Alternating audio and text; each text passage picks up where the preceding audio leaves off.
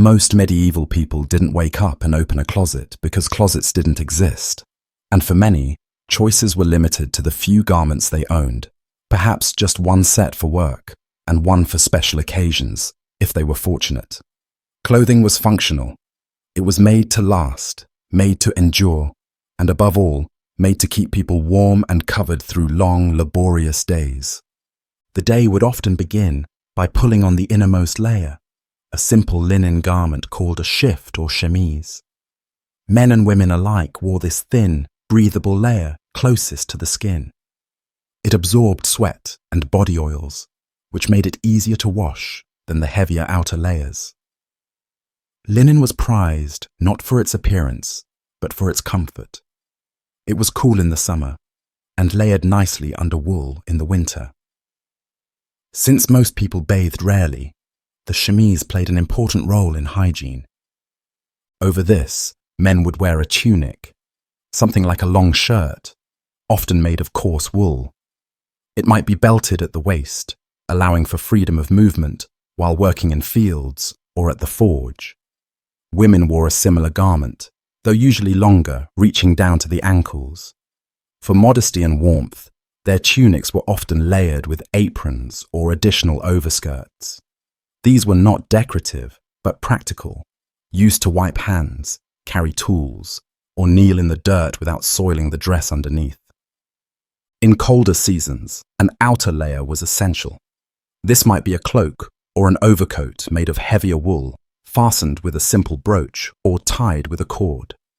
Unlike today's mass-produced fabrics, every piece of clothing took time, sometimes weeks to prepare. From shearing the sheep to spinning the wool to weaving it into cloth, the process was slow and expensive. That's why most people had so little and why each layer mattered. Even undergarments, when worn, were basic. Men sometimes wore loose-fitting linen drawers or braids tied at the waist, and hose or stockings for the legs. Women, too, might wrap cloth around their legs, or wear woolen stockings beneath their dresses in winter. But underwear, as we think of it today, was not universal. Many just wore their tunics and shifts, and that was enough. Shoes were a final, practical touch. Soft leather shoes, often handmade, protected feet from sharp stones and cold mud. But in warmer months, or for the very poor, many went barefoot. Shoes were a luxury, and repairing them was more common than replacing them. Every layer was chosen for a reason: protection, modesty, warmth. And while the materials might itch or feel heavy, people were used to them. Clothes adapted to the seasons: lighter linen in summer, thicker wool in winter. There were no buttons, no zippers. Everything was tied, wrapped, pinned, or laced. These layers weren't just fabric. They were symbols of work and life, age and class. The more layers you had, the warmer you stayed. But too many layers could also signal wealth, and sometimes suspicion. Laws were even passed, sumptuary laws, to limit who could wear what. Certain colors or materials were forbidden to commoners. The layers you wore told the world who you were. But for most, clothing was humble. Everyday layers were patched, mended, faded from the sun. Yet people still took care to dress neatly. A clean shift, a tidy belt, a brushed cloak. These things mattered, not for fashion, but for dignity. So, each morning, when a medieval person dressed, they weren't just putting on clothes. They were preparing for the rhythm of life, working the land, tending the fire, teaching children, praying at dawn. And when night came, they might undress slowly, folding their tunic, hanging it near the bed, and slipping back into that soft linen shift, ready to rest before another long day in simple, layered cloth. In the medieval world, most people didn't walk into a shop and pick out a new shirt or dress. Clothing wasn't bought off shelves. It was made by hand, often at home, and each garment was the result of hours, days, even weeks of labor.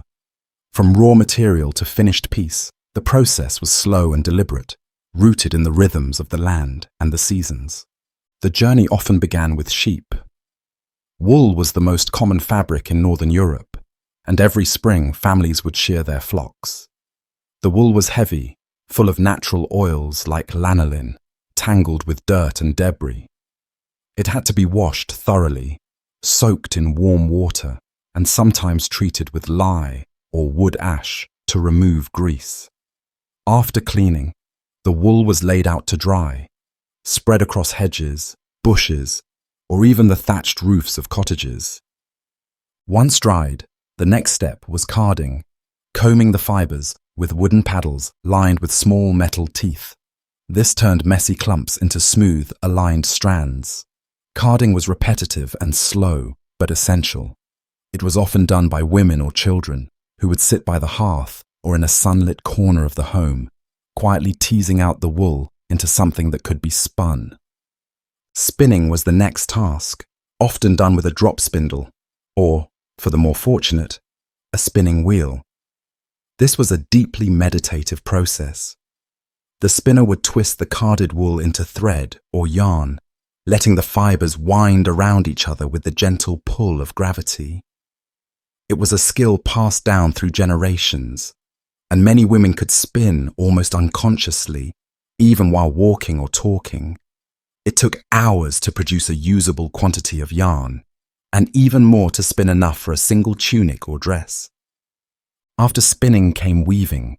Looms were large, often occupying an entire room or a dedicated space within a cottage. The vertical warp threads were stretched tightly, and the weft was passed over and under, back and forth, with a rhythmic motion. The resulting fabric, called homespun, was thick, coarse, and durable. It might not have been soft, but it held up well in the fields and offered good insulation in the cold.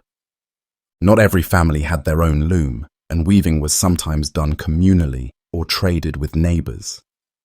In villages, it wasn't unusual to know someone who specialized in weaving, spinning, or dyeing, and goods might be exchanged rather than bought. But even when outsourced, the cloth was still part of a deeply local, handcrafted system. No factories, no machines, just human hands and patience. Once the cloth was ready, it had to be cut and sewn. Patterns weren't laid out with precision like modern fashion. Pieces were measured by eye or with simple tools, cut with hand-forged shears, and sewn using bone, wood, or iron needles. Thread might be spun from wool or linen, sometimes even pulled from the very fabric being sewn. Every stitch was done by hand, and clothes were built to last. There were no extra frills or embellishments for most people, just sturdy seams and functional cuts. Women usually took charge of this entire process. Making clothes was one of the many domestic tasks woven into their lives alongside cooking, tending gardens, and raising children. In some cases, girls began helping their mothers with spinning and mending from a very young age, learning the rhythm of fibers as naturally as they learned to walk or speak. It was a skill set that defined much of their daily routine and their value in the household.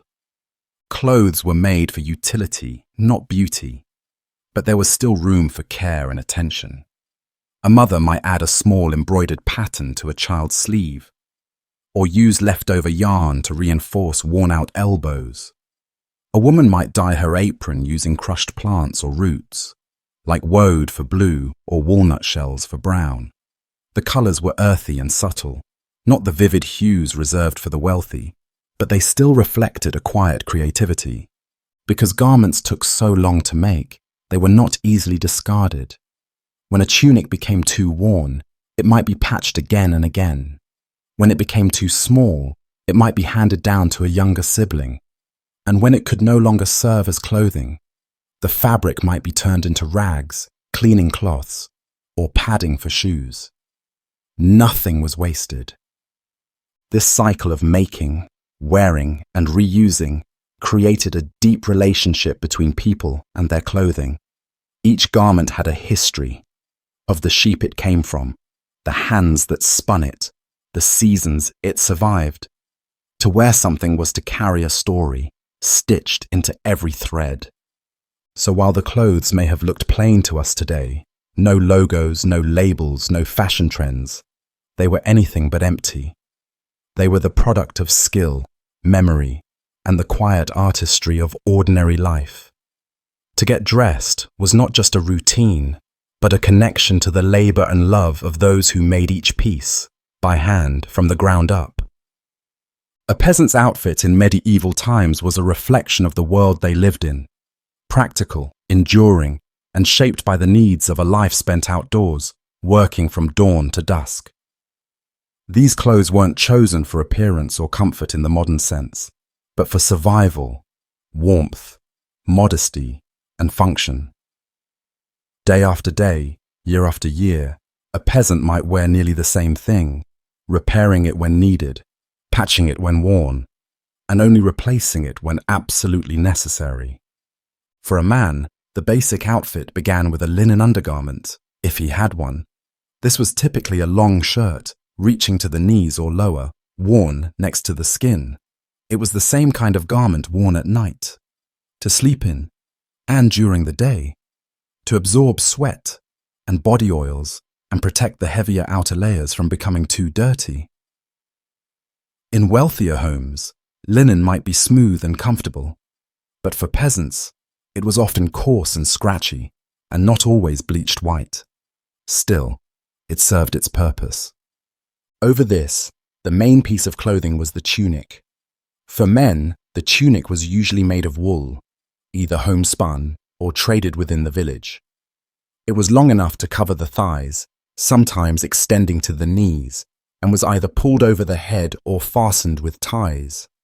Sleeves might be narrow or wide depending on the region, but they were always designed to allow for physical work: digging, ploughing, carrying.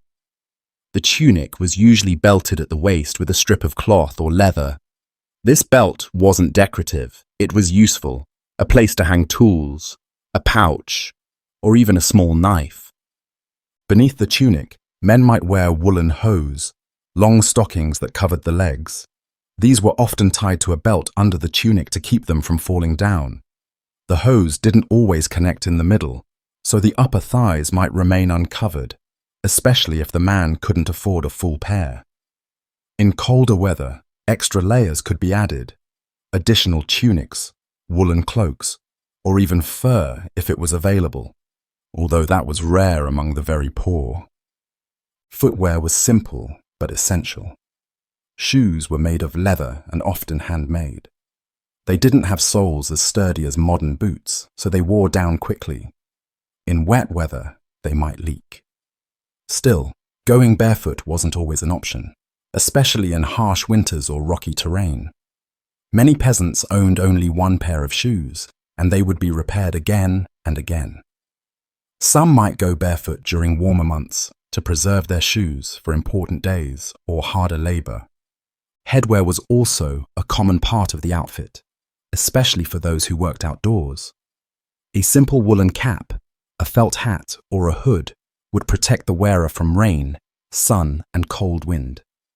Hoods were particularly popular because they could cover both the head and shoulders. In colder regions, these garments were lifelines against the chill, especially for people who had no heating at home besides a small hearth. Women's clothing followed a similar logic. The foundation was again a linen shift, a long, loose-fitting dress worn next to the skin. It was both undergarment and nightwear, and was sometimes the only piece of clothing that was washed regularly, since laundering was a difficult and time-consuming chore. Over the shift, women wore a long woolen dress called a kirtle. This dress reached the ankles and might have tight sleeves or loose ones, depending on the work and the region. It was often belted at the waist with a woven cord or leather strip. Like the men's tunic, the kirtle was both a protective layer and a working garment. It needed to be durable enough to withstand daily chores, tending animals, carrying water, working the land, cooking over open flames. Aprons were essential. A woman's apron served not just to keep the kirtle clean, but also as a tool in itself. It could be used to carry food, wood, vegetables from the garden, or even a baby in need of a quick cradle. The apron might be a plain piece of undyed cloth, or dyed with whatever plants were available, onion skins, nettles, berries, to give it a touch of colour. Like men, women wore head coverings. Modesty and practicality both demanded it. A simple linen coif or headscarf kept the hair clean and out of the way, while protecting the scalp from sun or soot. Married women especially were expected to cover their hair at all times, in accordance with social norms and church expectations. In some regions, unmarried women might go without a covering, or wear more elaborate headbands or wraps on special occasions. Shoes for women were much like those for men, leather, practical, and rarely replaced. Socks or leg wraps were worn in the winter, and sometimes the legs were wrapped in strips of cloth for warmth. Just like their male counterparts, many women might go barefoot in the summer, especially children or the very poor. Children, of course, dressed much like their parents, only in smaller versions. There were no colourful cartoon shirts or seasonal wardrobes. A child might own one outfit, worn day after day, patched by hand, outgrown, and handed down to the next sibling. In colder months, they might wear multiple shifts or layers of wool, often too big, rolled up at the sleeves or gathered at the waist. Clothes were adjusted, not replaced. The peasant's outfit wasn't about fashion or style. It was about utility, about staying warm, protected, and able to work. But within those simple garments, there was still a rhythm of care. People took pride in a well-repaired tunic, a clean apron, or a belt they had braided themselves. And while we might see the clothes as plain or dull to those who wore them, each stitch was part of life's fabric, a visible thread of effort, survival, and quiet dignity. In medieval times, childhood was brief, and the line between being a child and being an adult came much sooner than it does today. Yet in the quiet, often overlooked details of daily life, we find traces of how children lived and how they dressed. The clothes of medieval children weren't colourful or playful. There were no special brands or seasonal fashion trends, no closets filled with growing piles of shoes and jackets. For most families, especially among the peasantry, children's clothing was simple, practical, and closely modelled after the garments worn by adults. A child's earliest years began in swaddling clothes. Newborns were tightly wrapped in strips of linen or wool, a practice thought to help their limbs grow straight and strong. These bands were layered around their little bodies to keep them warm, restrict sudden movement, and provide a sense of safety in a drafty world with no central heating or modern cribs. Babies might stay swaddled for months, only partially unwrapped for cleaning or feeding. As they grew into toddlers, their clothing became looser but still minimal. Very young children, those just learning to walk, might be dressed in a simple tunic or smock, often made of linen or worn-out pieces of adult clothing. This garment was easy to wash, easy to replace, and roomy enough to allow movement. Most families didn't sew new outfits for every stage of childhood. Instead, they cut down old garments, patched worn spots, and adjusted hems or sleeves as the child grew. By the time a child could walk and help around the home or in the fields, often as early as 5 or 6, they were expected to dress like miniature versions of their parents. Little boys wore short tunics or jerkins belted at the waist, often paired with woolen hose or breeches if the family could afford them. In colder weather, they might wrap their legs with cloth or wear a hand-me-down cloak. Girls wore long dresses resembling their mothers, perhaps slightly shorter to avoid tripping. An apron was often added, both to protect the dress and to begin training in domestic work. Headwear was important, even for children. Boys might wear simple caps or coifs, close-fitting cloth coverings that tied under the chin. Girls wore headscarves or veils once they were old enough to help in the kitchen or garden. These weren't just for warmth or modesty, They also helped keep lice and dirt at bay, especially in environments where bathing was infrequent. Shoes were rare for the youngest. In many cases, children went barefoot for much of the year, especially in warmer months. A single pair of shoes, often inherited from a sibling, might be reserved for winter or church. These were typically made of leather, stitched by hand, and adjusted over time. They were precious and often too large, stuffed with wool or straw to make them fit. Clothing served not only as protection, but also as a form of quiet social training. By dressing like their elders, children were gradually introduced to their future roles. A boy helping in the fields was dressed for work, just as his father was. A girl assisting with cooking and weaving wore the same layered dress, apron, and head covering as her mother. This imitation was a constant, unspoken part of growing up. It prepared them for a world where play was brief and labor began early. There were, however, moments of distinction.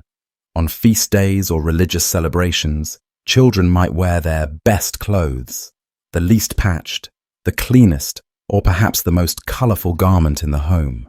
Some families reserved a slightly nicer tunic or gown for mass or festivals, often made from finer wool or dyed with a brighter plant-based color. Even if it was old, it held special meaning.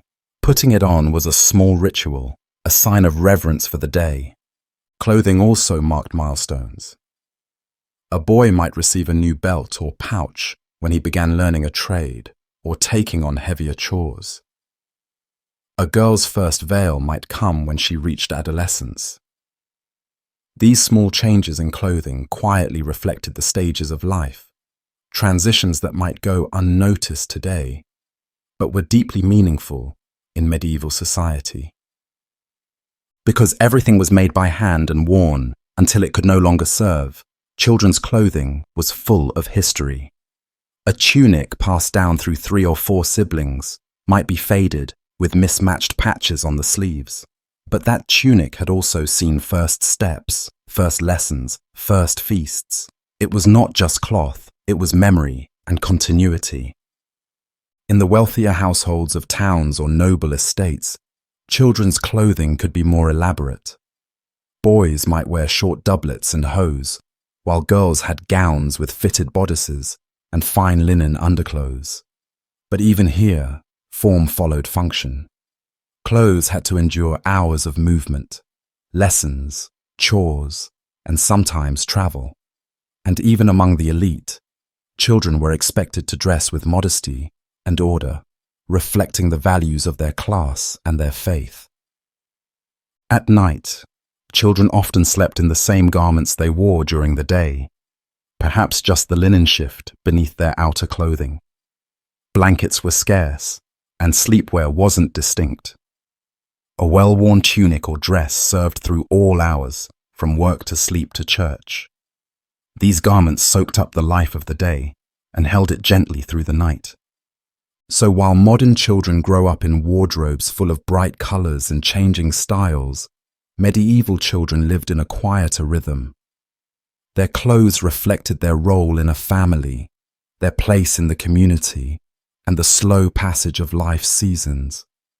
And as they grew, they stepped into larger garments, heavier responsibilities, and eventually their own identities, stitched together layer by layer in the fabric of the medieval world. When we imagine medieval clothing, it's easy to think only in black, brown, or grey, but the world of colour, even for the humblest villagers, was more nuanced than it first appears. The colours worn by everyday people were shaped not by fashion trends or personal preference, but by the limits of nature, the demands of labour, and the practicalities of medieval life. In this world, colour was something you worked for. It had to be found, extracted, brewed, and carefully applied, and the results, though often subtle, told quiet stories of effort, resourcefulness, and the seasons of the land. For most peasants and working folk, the colours they wore came from plants, roots, berries, and even certain types of earth or tree bark that could be harvested locally. Dyes were rarely vivid unless they were imported or produced using expensive ingredients. Instead, the countryside was filled with people dressed in hues that blended in with the fields, forests, and soil. Dull greens, faded browns, soft greys, and muted blues. Wool was the primary fabric for most clothing, and it came naturally in a range of colors, from creamy white to deep brown to almost black, depending on the breed of sheep. Rather than dyeing all wool, some garments were simply left in their original shade, which was both economical and practical. In fact, combining natural wool colors was a common way to create two-tone garments or subtle patterns without using dyes at all. Still, when people did dye their clothes, they usually relied on what they could grow or forage. Woad, a plant with long green leaves, was one of the most important local dye sources for blue. The leaves had to be harvested, fermented, and treated in a complex, smelly process that could take weeks. The resulting dye gave a soft, smoky blue. Not the rich indigo we might imagine, but a gentle shade that felt both earthy and calm. Yellow could be made from weld, a flowering plant that grew in hedgerows and open fields. It produced a bright color initially, though it faded with time and washing. Onion skins also gave a yellowish tone, especially when boiled for long periods. Walnut husks made brown. Nettles and mosses could be used for green, though green was often difficult to dye properly and tended to fade unevenly. Red was more elusive. True red came from madder root, which had to be cultivated, dried, and ground into a powder. While madder was used across Europe, it was labor-intensive and produced colors that ranged from rusty orange to brick red. Rich, vibrant red, like crimson, was reserved for the wealthy, as it required imported materials like cochineal or kermes, both expensive and hard to obtain. Most villagers never saw such shades in person. Dyeing was an art, even at the village level. The process required knowledge of mordants, substances like alum, iron, or even stale urine that helped fix the dye to the fabric. Without a mordant, the color would wash out quickly. Each plant, each fiber, each pot of dye had its own rules. Temperatures had to be watched. Fabrics had to be stirred evenly. And after dyeing, clothes had to be dried slowly, often in the shade, to avoid fading. In the absence of synthetic chemicals, everything depended on timing, care, and a bit of luck. Because of this, many people simply wore undyed wool. It was easier, cheaper, and practical. A dull brown cloak could last through wind, rain, and soil without showing much wear. A grey tunic didn't need to be bright. It needed to be warm. And while some wealthier townsfolk might afford a splash of brighter colour, the countryside kept to its palette of quiet tones. But despite this muted appearance, colour still had meaning. It could indicate status, profession, or occasion. For example, monks wore specific colours according to their order: black, brown, or grey, while certain tradespeople might adopt a colour associated with their guild. In cities, laws called sumptuary laws even restricted what colours and fabrics people of different classes could wear. A rich blue or deep green might be forbidden to anyone below the merchant class, while gold and purple were often reserved for nobility or royalty. Among villagers, however, these laws were less strictly enforced. A peasant woman might dye her apron a soft green using nettles, or her Sunday dress a light yellow with weld, simply because those materials were nearby. Children might wear hand-me-downs faded by the sun into new, unexpected colours. And for special events like weddings, market days, or holy festivals, people might bring out their best clothes, which didn't always mean the brightest, but often meant the cleanest, least patched, or most carefully dyed. Over time, repeated washings, sun exposure, and the natural oils of the body would alter the appearance of clothes. A tunic that had once been pale blue might fade to grey. A brown cloak might darken at the shoulders from years of use. These changes were not flaws, they were simply part of life. Garments aged with their owners, becoming softer, thinner, and more personalized with every passing season. It's easy today to think of color as effortless, something we choose in seconds from racks and websites. But in the medieval world, color was part of a quiet negotiation with nature. It was a gift earned through work, patience, and tradition. The earth gave what it could. The people took what they could make use of. And the result was a world dressed not in spectacle, but in the gentle, honest colors of stone, soil, leaves, and sky. In this way, the colors of medieval clothing tell us something subtle but profound.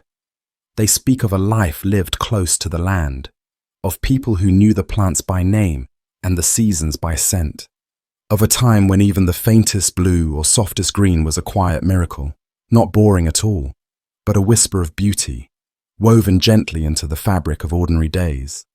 Washing clothes in the medieval period was not a daily routine, nor was it a simple task. For most people, it was a labor-intensive chore, one that required planning, energy, and often the cooperation of several hands. Because garments were few and precious, they were worn repeatedly until visibly soiled, and then, when absolutely necessary, carefully cleaned by hand. There were no soaps as we know them, no machines, no plumbing. Instead, the work of keeping clothes usable, washing, drying, mending, and patching was part of the ongoing rhythm of life, quietly consuming hours of effort behind the scenes of everyday survival. Water was the first challenge. Most homes did not have easy access to fresh water. People fetched water from streams, wells, rivers, or communal village fountains. Carrying buckets of water was tiring work, often assigned to women or children. For washing clothes, large amounts were needed, especially if several garments had to be cleaned at once. In some areas, clothes were taken directly to the river or stream, where flat stones or wooden boards served as makeshift wash surfaces. Soap, if used at all, was homemade and harsh. It was often made from a mixture of animal fat, called tallow, and wood ash, boiled together in a large cauldron. This lye-based soap was rough on both fabric and skin, but it helped to break down grease and stains. Not everyone had access to soap, and many relied on alternative methods such as soaking clothes in lye water made from leached wood ashes, or simply beating the dirt out of garments with sticks or smooth stones. Clothes were typically soaked before scrubbing, especially undergarments and linens. They might be left overnight in cold or warm water, with ash or soap added. After soaking, garments were scrubbed by hand, rubbed together or against stones, and rinsed multiple times to remove the cleaning agents. It was messy, tiring, and wet work, done outdoors in fair weather, or inside near the hearth during the colder months. Drying clothes took space and time. Without clothespins or lines, garments were spread over hedges, bushes, fences, or even laid flat on clean grass. On cold or rainy days, drying took much longer, and musty smells could cling to damp wool. In small homes with limited space, drying clothes indoors could mean hanging them from beams, hooks, or even the edge of a bed frame. The scent of wet wool and smoke was not uncommon in medieval cottages. Because washing was so demanding, people rarely cleaned their outer garments. Instead, they focused on the layers worn next to the skin, shifts, chemises, undertunics, which absorbed most of the sweat and body oils. These lighter linen garments were easier to wash and quicker to dry.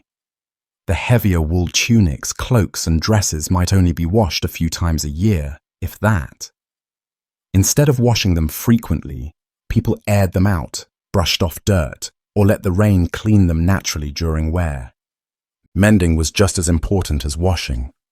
Clothes were not disposable, and a small tear did not mean it was time for something new. Needle and thread were used to repair holes, reinforce seams, or patch worn spots. In poorer households, garments could be a patchwork of fabrics, pieces taken from older clothes, dyed to match, or left obviously different. A sleeve might be repaired with a contrasting square of wool. A hem might be stitched with thread pulled from another garment. This was not seen as a failure, but as a sign of thrift and care.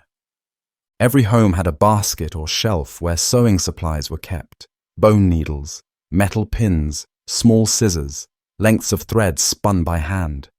Women and girls often mended clothing by candlelight after supper, working quietly as the rest of the household prepared for bed. These moments of mending were not only practical, they were intimate, full of memories. A child's torn sleeve might remind a mother of a fall in the orchard. A worn hem might carry the dust of many journeys to market. In communities, laundry days could also be communal events. Women would gather at the riverbanks or communal wash houses to scrub, rinse, and talk. In warmer weather, these washing sessions became informal social gatherings. Stories were told, gossip shared, and songs sung over the splashing water. Despite the hard labor, there was a kind of companionship in doing the work together. In wealthier households, servants might be assigned to the task of laundry. Larger estates had dedicated wash areas with stone basins or wooden troughs. Yet even here, the same basic techniques applied: soaking, scrubbing, rinsing, drying. The materials may have been finer, silks, linens, velvets, but the labor behind their maintenance remained significant. Extra care was taken not to damage expensive dyes or delicate embroidery. The rhythm of washing and mending clothes reflected the rhythm of life itself. It was seasonal, adapting to weather and light. It was purposeful, part of the broader task of preserving what little people had. And it was full of patience, because nothing about it could be rushed. A tunic couldn't be thrown in a machine or dried in 10 minutes. It had to be wrung out by hand, hung carefully, and waited on. So the next time a medieval peasant pulled on their everyday tunic, they weren't just wearing cloth. They were wearing something that had been soaked, scrubbed, dried in the wind, stitched with care, and mended with love. It was not disposable. It was a piece of their life. And in its quiet way, it was proof that beauty and dignity could exist even in the smallest, most worn corners of the medieval world. In the medieval world, headwear was far more than a fashion accessory. It was a vital and expected part of daily clothing, worn by nearly everyone, regardless of age, gender, or class. A simple hat or hood offered protection from the elements, shielding against the scorching sun in summer, the biting wind in winter, and the constant presence of dust, dirt, and ash in daily life. But beyond its practical uses, headwear carried deep social meaning. It could reveal someone's marital status, occupation, religious devotion, or even their humility. In a time when appearances were more about belonging than about self-expression, what someone wore on their head was a quiet yet powerful statement. For men, one of the most common items was the hood. These hoods were not detachable accessories like those on modern jackets. They were full garments in themselves. Typically made of wool, a hood would drape over the head and shoulders, and was often long enough to cover part of the chest or upper back. It served as both a hat and a short cloak, offering warmth and shelter from the rain. In colder weather, hoods were indispensable. They were easy to make, could be layered over caps, and worn in a variety of ways. Some had long pointed tails called liripipes that could be wrapped around the neck like a scarf or simply left to hang. In wet or windy conditions, The hood could be pulled forward tightly, leaving only the face exposed. In warmer weather, it could be pushed back like a cowl, resting on the shoulders until needed again.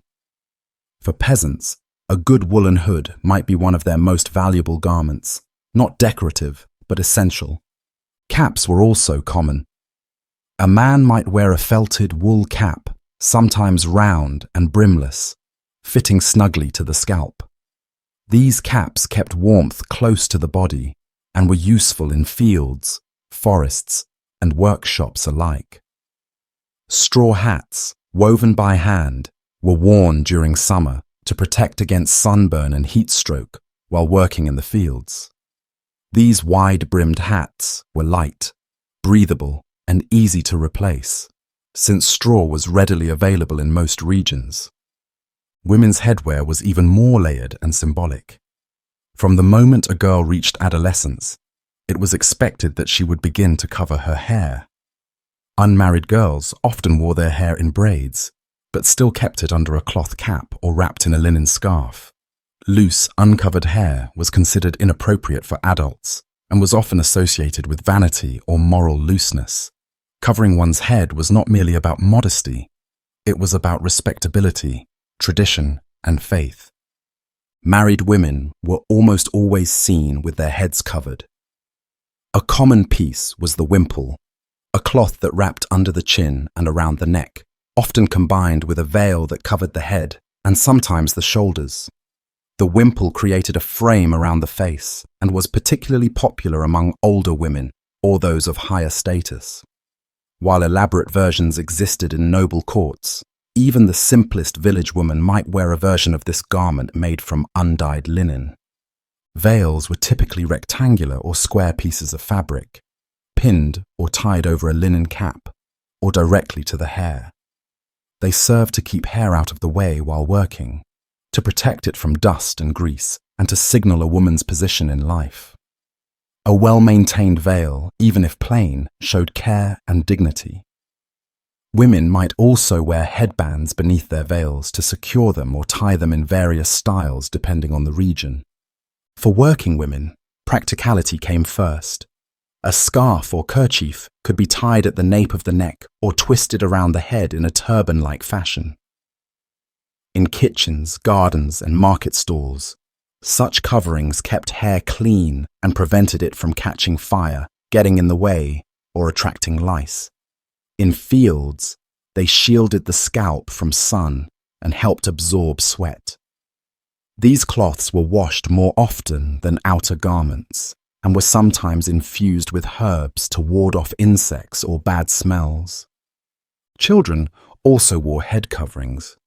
Babies and toddlers were often given coifs, close-fitting caps made of linen or wool that tied under the chin. These caps protected sensitive skin and helped retain body heat, especially during the cold months. As children grew, they were dressed more like their parents, and their headwear reflected their gender and age. A young girl might wear a small veil or scarf, while a boy would have a cap or even a miniature hood. Headwear was not just about personal use. It was linked to the calendar and the church. During religious festivals or days of rest, people sometimes wore cleaner or more elaborate versions of their usual head coverings. In churches, removing or keeping on headwear could vary by gender and tradition. Men were often expected to remove hats as a sign of respect, while women were expected to remain covered, a practice grounded in religious texts and upheld by social expectations. Sumptuary laws in certain places even regulated headwear, especially for those in higher social classes. Nobles and wealthy townsfolk might wear fur-lined hoods, jeweled circlets, or elaborately folded veils, but these were off-limits to peasants and laborers. These laws were intended to reinforce the social order and prevent individuals from dressing above their station. Even a well-made hat could be questioned if it appeared too luxurious for a farmer or a servant. Yet within these boundaries, creativity still found a place. Women might embroider the edges of their veils with simple thread patterns or dye their scarves with herbal tints. Men might wear a coloured feather in a hat on feast days, or tie a cord of different material around their cap. Small touches of individuality, passed from mother to daughter, father to son, helped keep clothing personal in a world with few possessions. Over time, a head covering took on the shape of its owner. The linen would soften from years of wear. The wool might stretch or fade, the ties might fray. But these items were cherished, repaired, and reused. They were washed with care, folded at the end of the day, and tucked away until morning. A hood might be passed from father to son. A veil might become part of a young woman's dowry. These were not just pieces of cloth. They were markers of identity, labor, humility, and continuity. So when a medieval person stepped out into the day with something on their head, it wasn't just out of habit or necessity. It was a small ritual, a daily act of preparation, a way of saying, I belong, I serve, I work, I live. In those simple caps, scarves, and hoods were centuries of culture, community, and care. Quiet traditions stitched into the very fabric of the medieval world. In the medieval world, shoes were not a fashion item or a luxury to be collected. They were tools for survival, worn with care and repaired with diligence. For the average person, owning a single pair of shoes was common, and for many among the peasantry, going barefoot for large parts of the year was a practical, if not always comfortable, way of life. Yet when shoes were worn, they were deeply valued, crafted by skilled hands and built to endure the harsh landscapes of medieval life. Muddy roads, stony paths, icy fields, and the uneven floors of homes, churches, and workshops. Most shoes in medieval Europe were made from leather. This leather came from cows, goats, or pigs, and had to be tanned before it could be worked. Tanning was a long and unpleasant process involving the soaking of animal hides in mixtures of water, lime, and eventually tannin-rich materials like oak bark or even animal brains. Tanning took weeks and produced strong-smelling leather that softened and aged with wear. The people who performed this labor, tanners, were often located on the outskirts of towns and villages due to the stench of their trade. Once the leather was ready, the shoemaker, known as a cordwainer, would begin crafting a pair of shoes. These artisans were respected in their communities for their skill and precision. They didn't work with standard sizes as we do today. Each shoe was made to fit the individual foot, often shaped on a wooden mold or last that approximated the wearer's foot. Soles were cut thick from heavy leather to protect against the cold and sharp stones, while uppers were made of thinner, more flexible leather. Shoes were stitched by hand using waxed thread, and some were reinforced with extra layers or simple iron hobnails to prolong their life.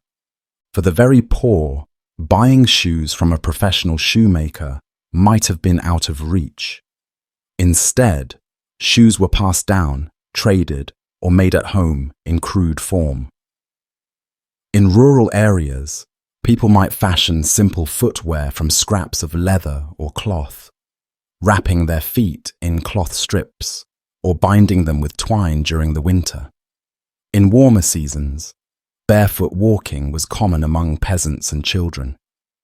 While it left the feet exposed to injury, barefoot walking allowed families to preserve their only pair of shoes for colder months or special occasions. Styles varied depending on region, time period, and status. In early medieval Europe, shoes were often ankle height, with a simple slip-on or wraparound design. Some were held in place with laces, toggles, or buckles, though these features were less common among the lower classes. As time went on, shoes became more shaped to the foot, with right and left versions, instead of the symmetrical designs of earlier centuries.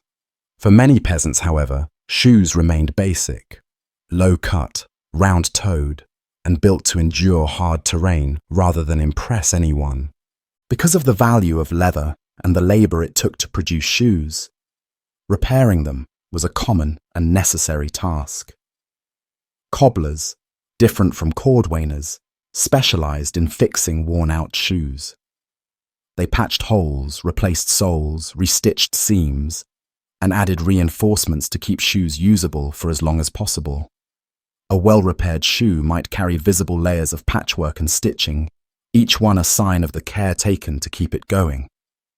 In small villages, people often learned to do their own repairs with needle and awl, sitting near the fire in the evening, carefully mending the only pair of footwear they owned.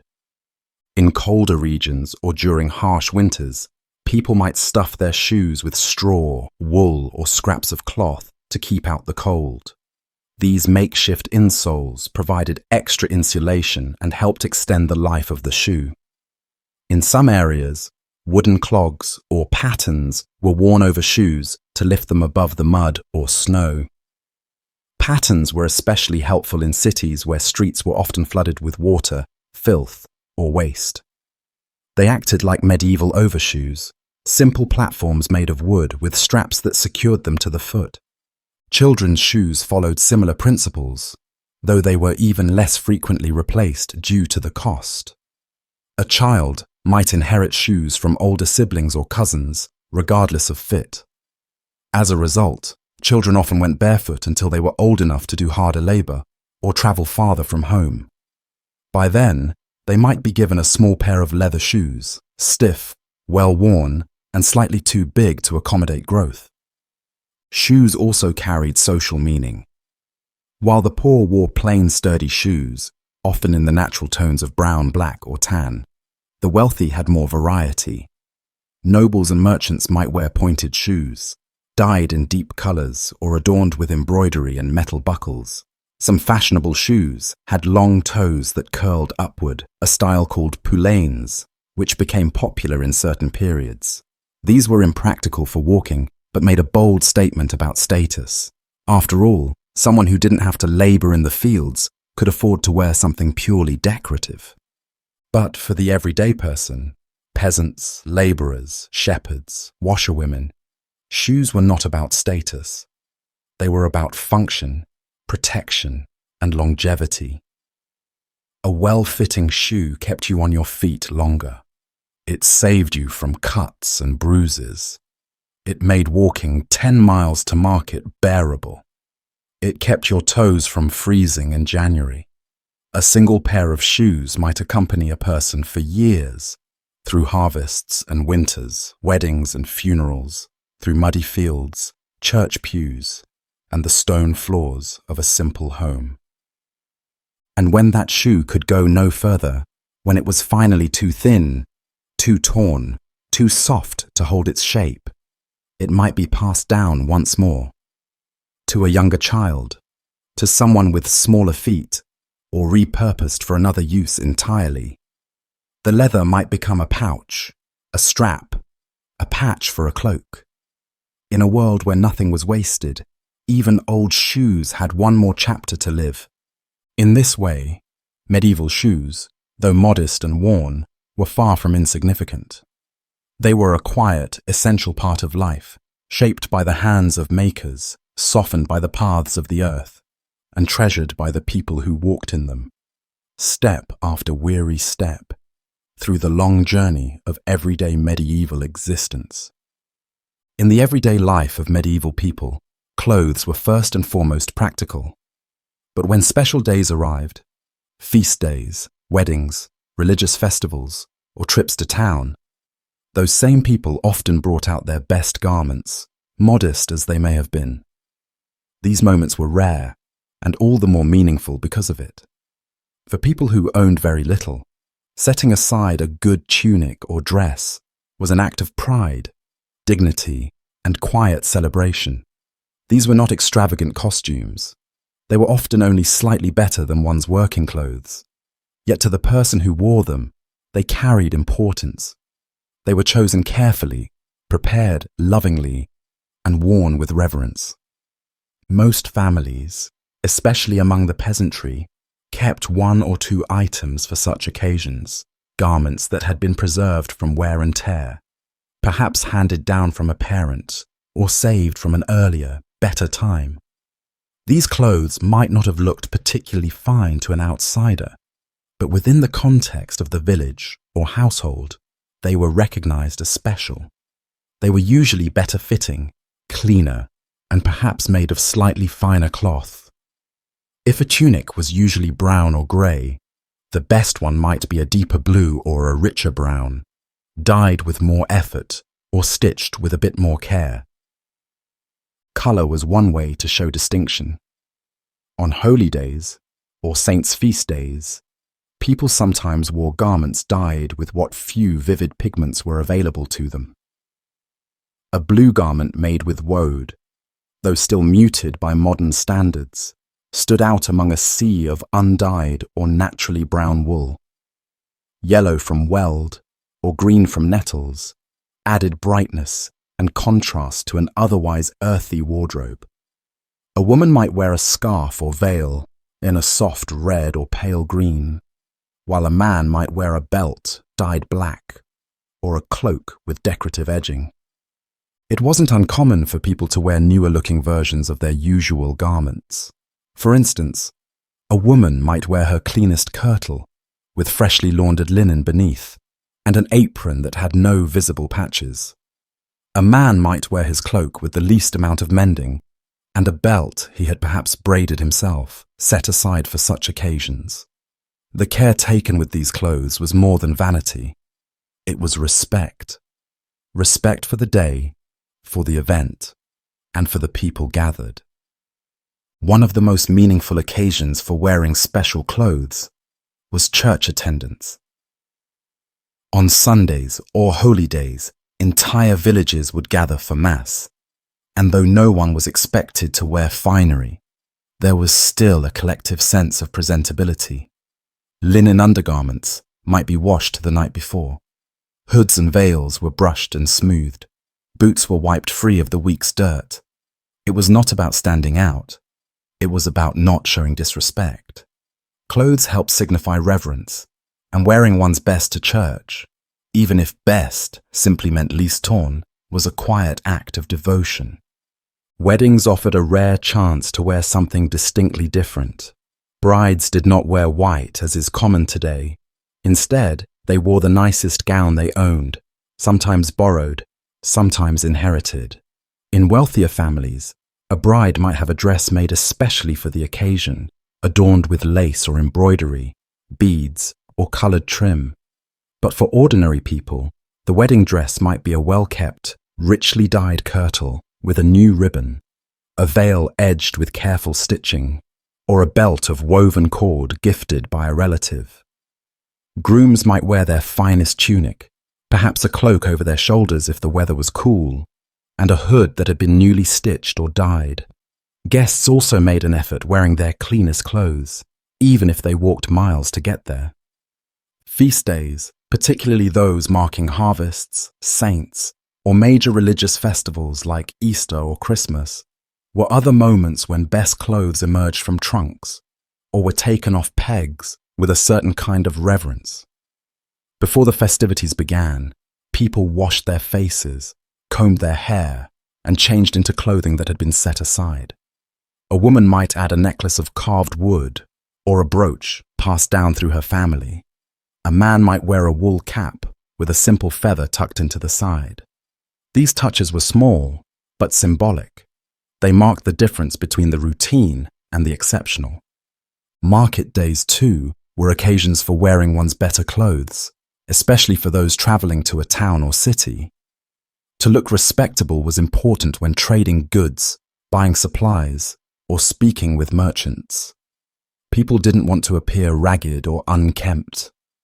Better clothing improved one's standing, however subtly, and made the experience of leaving the village feel more like a social event than a chore. Children, too, had their best clothes, though these were often modest. A dress with fewer stains, a tunic with tighter stitching, a cloak that hadn't yet been passed down 3 times. These small differences mattered. A child in their best clothing might be allowed to sit at the edge of adult gatherings or help carry food for a feast. And while children often outgrew their clothes quickly, parents still took pride in letting them experience what it meant to prepare for something special. Cleaning and preparing special clothes was a ritual in itself.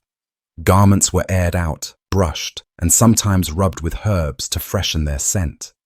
Wool might be hung near the hearth to soften and smooth its fibers. Linen was soaked, wrung out, and dried flat on hedges or stretched over wooden frames. Mending was done in the evenings by firelight, patching holes, reinforcing seams, or reattaching buttons or ties that had loosened. Every thread mattered. There was satisfaction in the preparation, as much as in the wearing.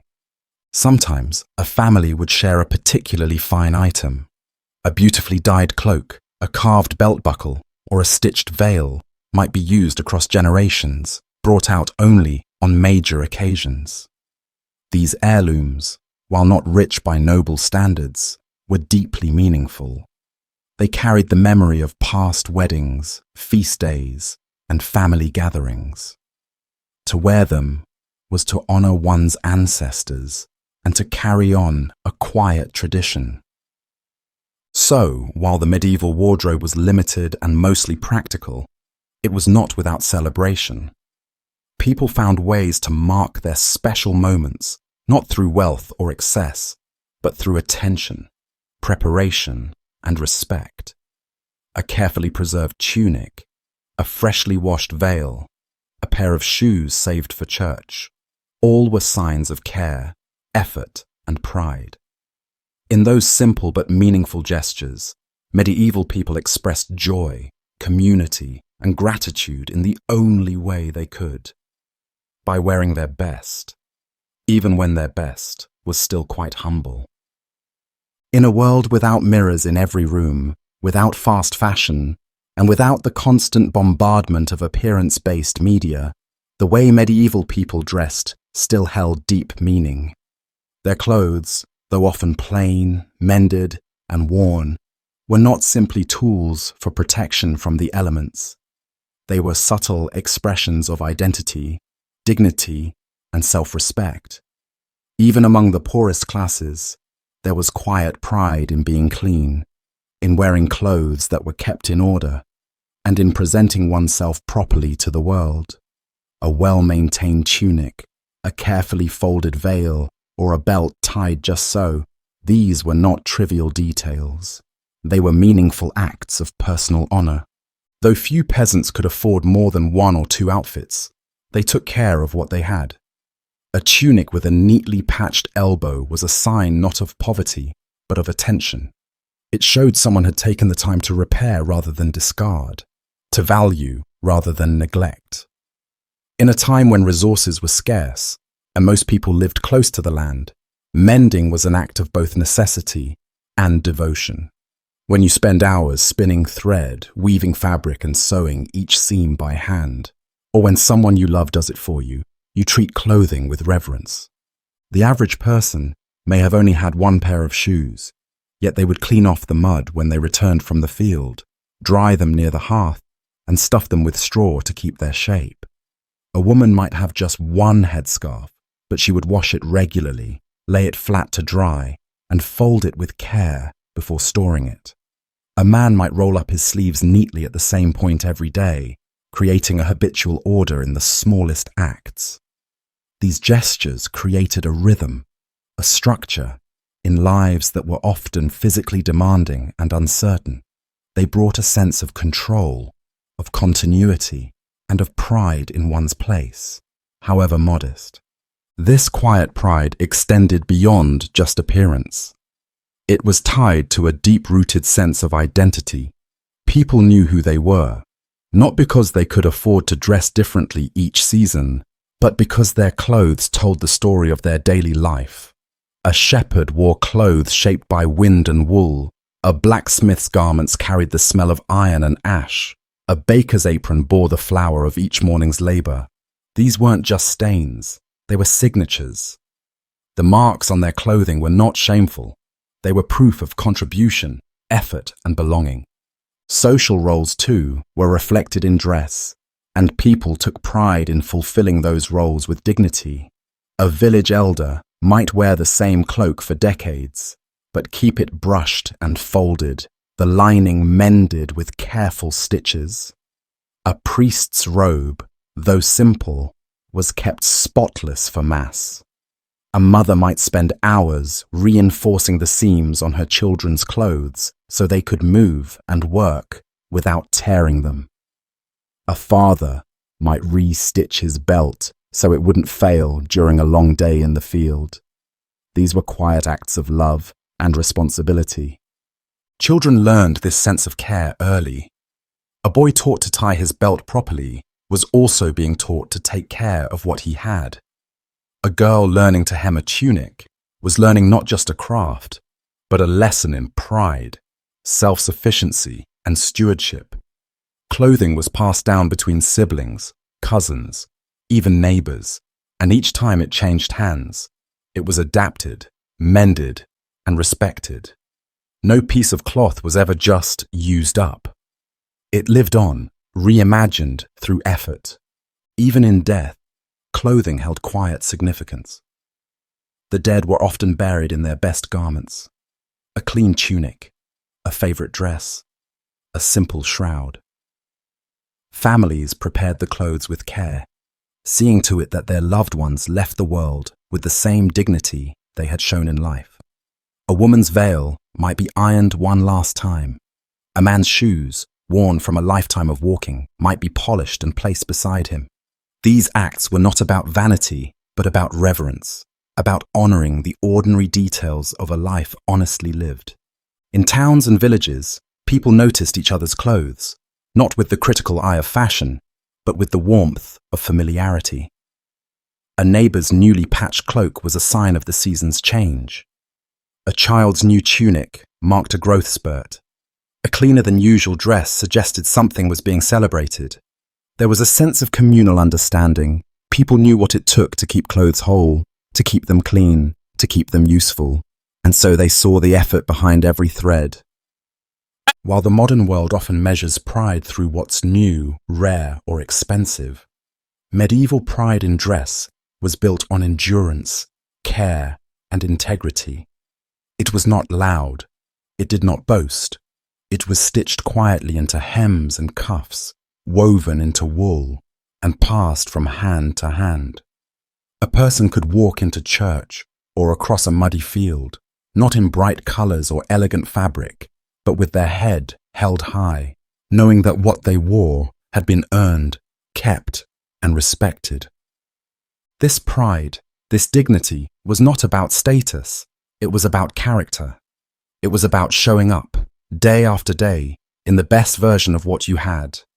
And in that small, steady way, medieval clothing was not just something people wore. It was something they lived in, worked in, loved in, and ultimately, something they entrusted with the story of who they were.